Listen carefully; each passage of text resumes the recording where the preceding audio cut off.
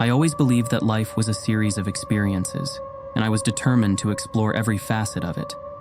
But as the years went by, a gnawing fear began to take hold of me. The fear of the unknown that awaited beyond the threshold of life. It was this fear that led me down a dark and perilous path, a path that blurred the lines between curiosity and insanity. In the shadowy corners of the internet, I stumbled upon a group of rogue doctors who claimed to have the ability to induce clinical death for a brief period before reviving their subjects. Intrigued by the prospect of glimpsing into the mysterious realm beyond life, I reached out to them. A clandestine meeting was arranged, and I found myself face to face with the enigmatic physician who goes by the name of Dr. Nocturne. His eyes, cold and calculating, assessed me as if peering into the depths of my soul. I laid bare my desire, my insatiable curiosity about the afterlife. Dr. Nocturne, with a sinister smile, agreed to facilitate my journey into the unknown. However, he warned, the experience would be intense, and I would need to sign a waiver relinquishing any legal claims against him and his associates. The night arrived, shrouded in darkness and uncertainty. I was led into a dimly lit chamber, the sterile scent of antiseptic hanging in the air.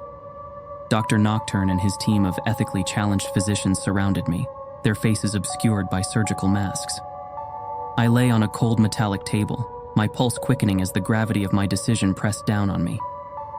Dr. Nocturne injected a mysterious concoction into my veins, its effects coursing through me like liquid fire. My vision blurred, and the world around me dissolved into shadows. I felt myself slipping away, the tendrils of consciousness unraveling. And then, darkness. In that void, time lost its meaning.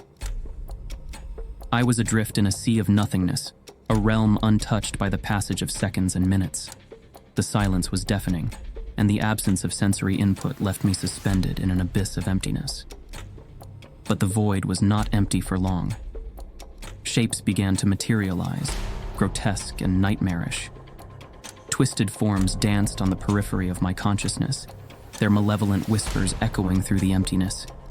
Faces contorted into grotesque masks, and disembodied voices taunted me with secrets beyond comprehension. I tried to scream, but there was no sound. I attempted to move, but my limbs were phantom sensations in the ethereal expanse.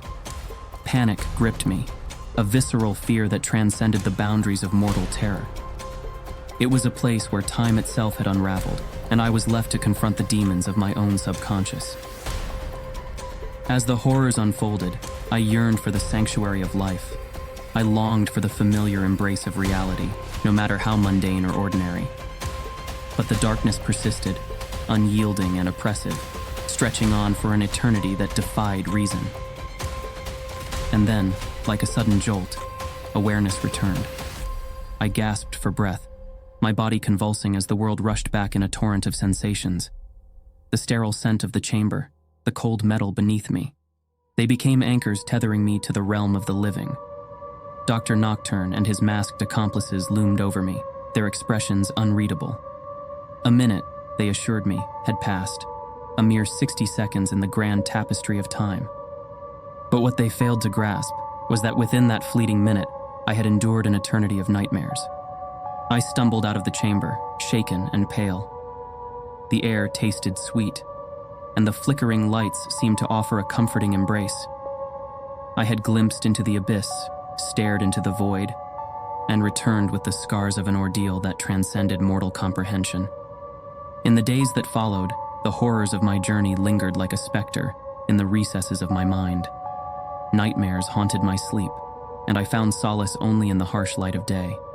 The rogue doctors, satisfied with their payment, disappeared into the shadows, leaving me to grapple with the consequences of my insatiable curiosity.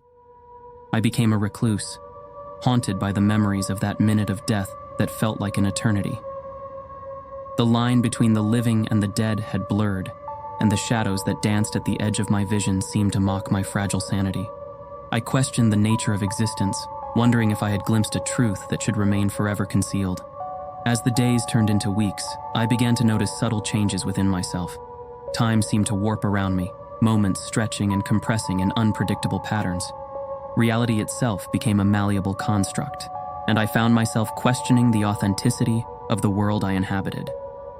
The nightmares persisted, evolving into hallucinations that bled into my waking hours. Faces from the void appeared in crowds, their twisted features contorting in silent screams. The boundary between the tangible and the intangible blurred, leaving me trapped in a waking nightmare. Haunted and desperate, I sought the guidance of conventional doctors, hoping to find a cure for the affliction that tormented me. But their diagnoses eluded reason, and their prescribed treatments proved futile. The rogue doctors had left an indelible mark on my soul, an otherworldly stain that defied the understanding of medical science.